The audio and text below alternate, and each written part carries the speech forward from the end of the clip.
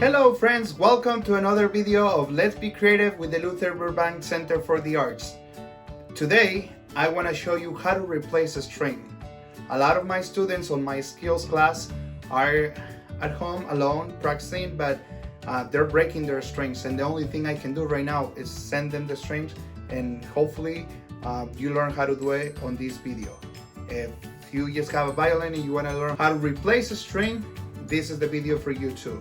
So with that in mind, let's begin. The first thing that we need is the string, and I want to show you, this is the peg which goes on the peg box, but I want to show you, and please take a look, this peg has a little hole. Basically what we want is to get the string inside of this hole, and look, even outside it's really difficult to do. Once the string is on the peg box, it's going to be more difficult. However, once we put it on the hole, we want to make sure that we have that much of extra strings, like about half of an inch you can do, or an inch. You can see how much space you have there. So we're gonna try it on the peg box. This is my peg box. Here's something really important. If I pull my peg all the way in and I put the string here, that's wrong, because we never want the strings to cross when they're inside. So look how much space I have right here. It's barely anything, but I can still see the hole. So once I can see the hole, I can put the string. I got it in, and now I have some extra string, yes, as I show you when I had the peg.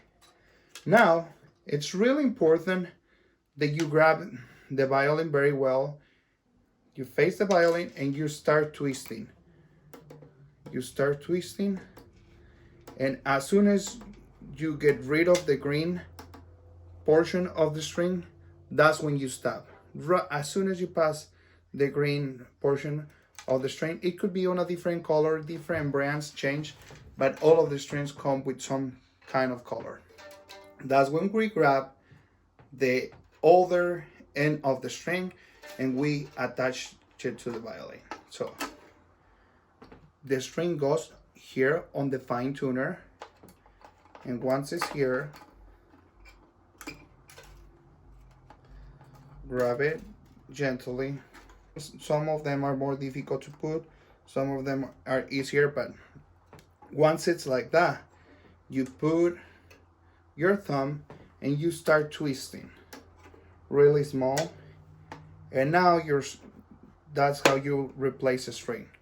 We have a little piece of plastic here, that make sure you put that on the bridge, and that protects the bridge from cutting the wood, because this is a really thin string. This is probably the only string that uses it. Sometimes the A string has it, but most of the time you will see it on the E string. Now that you replace your string, my string is in place. I'm pulling everything out on this end because this is the fine tuner. This is what helps me. Once I tune my string with the peg, if I have to make a small movement, I will use my fine tuner. So make sure, this is like a little screw, make sure you put it all the way out. Okay, now that my strings are in place, I'm gonna tune my instrument. So let me turn my tuner on. Here's my tuner. Get some light, and look, right now it says that this is an F or G, so I definitely want to go higher, and now I got an E. I've been doing it for a long time, so it's not as difficult for me. It could be really difficult for you to get to that E, and if you just go crazy here, you're gonna break the string. That's an F, and it's about to, I feel like it's too tight. My string could break at any second. So I'm gonna go back, pretending that you just replace the string, and now it's showing an E, but this is an E on an octave lower. So I wanna go higher. I'm plucking the string with my index, and I'm grabbing the peg of my violin with my index, and my thumb on my left hand. Go up.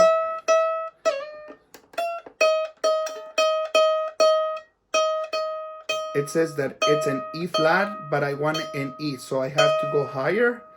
But guess what? Now that I got to an E, I can use my fine tuner, because what this will do, I can still tie the string, but it will be a small movement.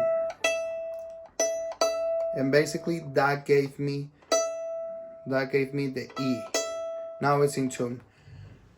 When you change the strings on your violin, the strings will move all the time. I change it right now. I got it in tune. Once I start playing it, it's gonna go out of tune again, because it's a new string and it has to stretch.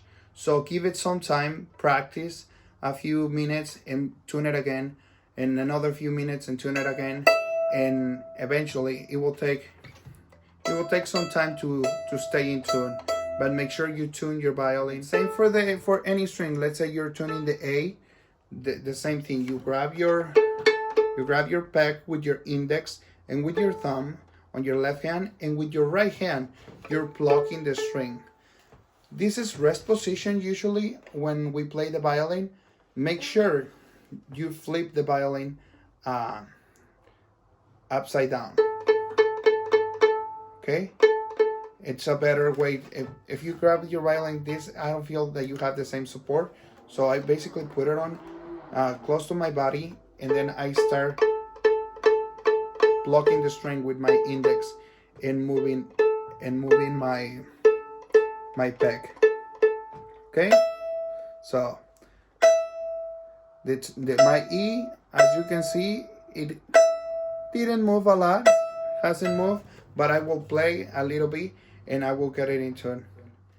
So guys, make sure that you replace your strings. If you're one of my students that broke the strings, we will send you one, and you're gonna have to replace your string by yourself.